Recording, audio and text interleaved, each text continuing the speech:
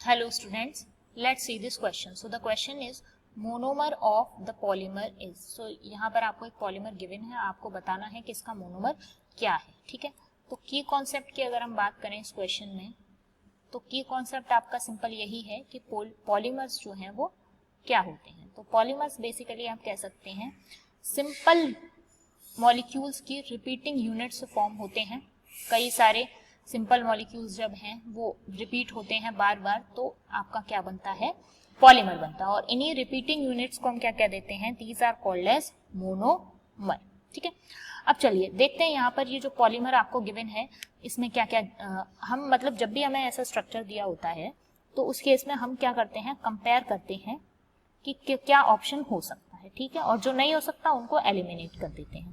तो देखें स्ट्रक्चर की अगर हम बात करें तो ये आपका स्ट्रक्चर है और यहाँ पर देखिए एक कैटाइन फॉर्म हो रहा है और उसके पास दो CH3 प्रेजेंट है. ठीक है, अब अगर आप फर्स्ट ऑप्शन में देखें ये बॉन्ड या इधर जाए या किधर भी जाए, एक कार्बन पे पॉजिटिव चार्ज आएगा और जिस पे पॉजिटिव चार्ज आएगा उसके पास क्या प्रेजेंट है, केवल 1 CH3 प्रेजेंट है. सेम सेकंड वाले में भी देखिए अगर ये बॉन्ड इलेक्ट्रॉन हम रिमूव करें तो इस पे पॉजिटिव चार्ज आएगा, तो ये वाला जो कार्बन होगा इसके पास एक तो CH3 ग्रुप होगा और दूसरा कौन सा होगा, CH2, और ये कैसा होगा, पॉजिटिव, और एक बॉन्ड आपका यहाँ पर खाली हुआ. ठीक है, तो इस तरीके से आपका स्ट्रक्चर बनेगा. दैट मीन्स ये भी रॉन्ग ऑप्शन हो जाएगा क्योंकि इसके पास भी दो CH3 मॉलिक्यूल हमें नहीं मिल रही हैं. दैट मीन्स फर्स्ट और सेकंड आपके पहले ही एलिमिनेट हो गए. अब आते हैं थर्ड एंड फोर्थ पे.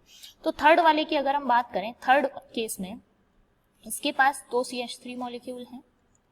ओके, और दूसरी तरफ भी दो CH3 मॉलिक्यूल प्रेजेंट हैं.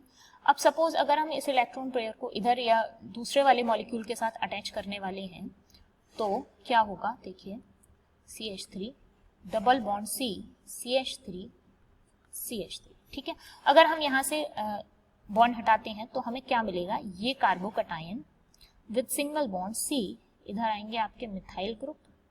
ठीक है, और इधर भी आपके दो मिथाइल ग्रुप प्रेजेंट होंगे. राइट, अब अगर ये वाला बॉन्ड जो है वो इसके साथ बॉन्डिंग कर कर नया स्ट्रक्चर फॉर्म करे, ये इस पे अटैक करेगा, तो सपोज अगर हम इसको नेगेटिव बोल दें और ये वाला पॉजिटिव है तो नेगेटिव वाले पॉजिटिव के साथ जुड़ेगा और पॉजिटिव वाला किसके साथ जुड़ेगा, नेगेटिव के साथ. ठीक है, तो हमारा जो स्ट्रक्चर बनेगा वो कुछ इस तरीके का होगा.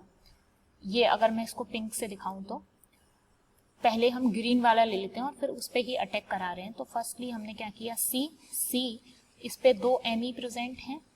ठीक है, और इस पे भी इधर दो Me प्रेजेंट है पहले से.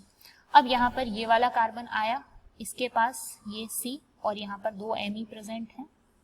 ठीक है, और इधर ये सिंगल बॉन्ड C, इसके पास भी दो Me प्रेजेंट है. तो ये हमारा पॉलीमर फॉर्म, पॉलीमर एक्चुअल में नहीं है. ठीक है, तो ये आपका क्या हो जाएगा, रॉन्ग ऑप्शन हो जाएगा. लास्ट हमारे पास बचता है फोर्थ ऑप्शन. तो फोर्थ ऑप्शन का हम देख लेते हैं क्या बनेगा हमारा मोनोमर. तो CH2 जो है double bond C, single bond CH3. ठीक है, ये है.